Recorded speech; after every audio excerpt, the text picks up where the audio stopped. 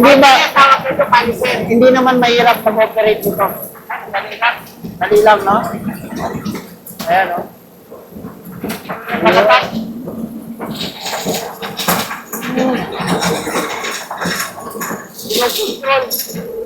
Ayan, no? After nyan, ito, papagandahin pa. Saan ang finished product? Palay, akit doon, bababa dito, magiging bigas. Ayan na. Ito na yun. Finished product. Ayan, no? Ayan, no? Meron ka ng bigas. Pwede na ito isain.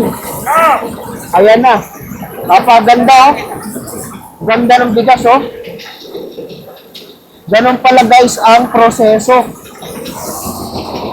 Imagine mo, no?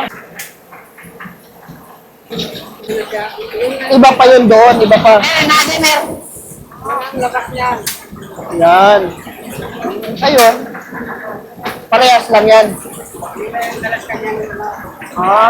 Tapos dito mo na ipapasok. Yan. Ito na pala yun. Ayan, no? Ayan na pala, guys, ang mangyayari. Bigas na. Bigas. Finished product na. Ayan pala. Upa. Pwede kainin ng baboy. Ito mga to. Ayun, no? Na tinatawag. Pwede kainin ng baboy. Ito yung upa na kinakain ng baboy dito. Yan na pupunta. Tapos ito yung may sobra pa dito, oh.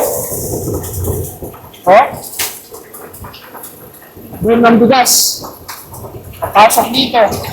Pupunta doon. Ito, mga umay, palay. Napakaganda. Kasi dito, finished product na. Ayan na siya. Tapos, titimbangin na dito. Ilang kilo. So, ilang minuto ang isang sakong palay? Dalawang minuto lang? Ang bilis pala. So, ito, ilang sakong palay itong pinagiling na to? Apat sakong palay. Okay. Ito na yun, machine na yan. Pero, 4 na machine ito. Doon, dito. Dati, anong gamit nyo na machine? Iba pa? Ay, ang gumagana pa yan? Pero hindi na ginagamit. Hindi namin ginagamit dahil dito na ang... Ito na ang maganda. Quality, no? Okay, guys. Dito lang yan sa Erlinda Rice Mill sa Magsaysay, Surigao del Sur. So, pag natapos na, ito, palay pa yan. Ito, mga bigas na. Tapos na to. Ito rin. Okay. Yung iba, nakapila pa. Okay. So, marami ang pila, guys, kasi maraming customer.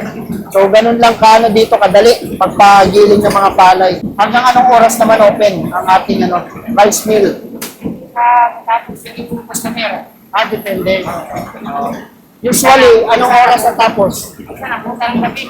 Alas 7. Alas 7 ng gabi. So, nagsisimula anong oras? Alas 8 ng umaga, hanggang alas 7 ng gabi. Minsan 5 p.m. lang. 5 p.m. Tapos na. Wala na yung customer. Okay. Hindi sa wala na customer, wala na. Pero ngayon, sa sitwasyon ngayon, marami yata customer. Ako kanya mga 6 p.m. Okay. Ito, tuloy-tuloy yan hanggang sa mamayang 6 p.m. Kawalis. Thank you. Bababa yan.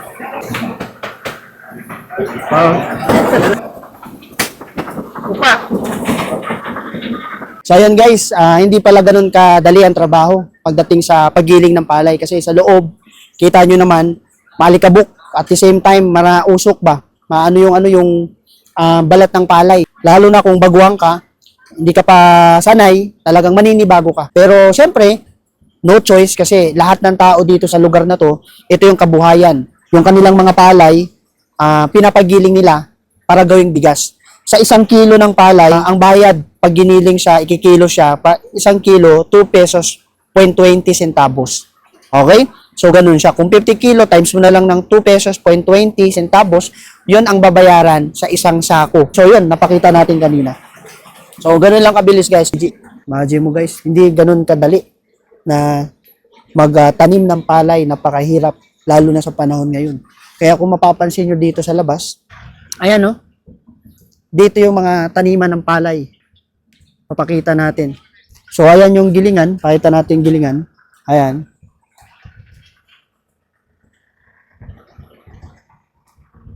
Paglabas mo dito sa area na to, guys, dito naman yung palayan. Yan. So, malawak. Malawak na palayan. So, hindi ganun kadali, guys, na magtanim ng palay. Sobrang hirap din ang buhay, lalo na sa panahon ngayon. Pag tinalo ka talaga ng mga insekto, yung 1 hectares, yung dating 150 na sako ng palay nakukuha. Ngayon, na nakukuha na lang nila is 50 or 55 na sako. O, ito ang mga taniman dito. So, after mo magtanim ng mga palay na yan, pag nag-ani na, ibibilad nila yan. And after ibilad, igigiling na yan doon sa gilingan. Yung pinuntahan natin kanina. Okay? Kaya ano pang hinihintay nyo, guys? Maraming salamat sa panonood. Thank you and God bless. See you soon.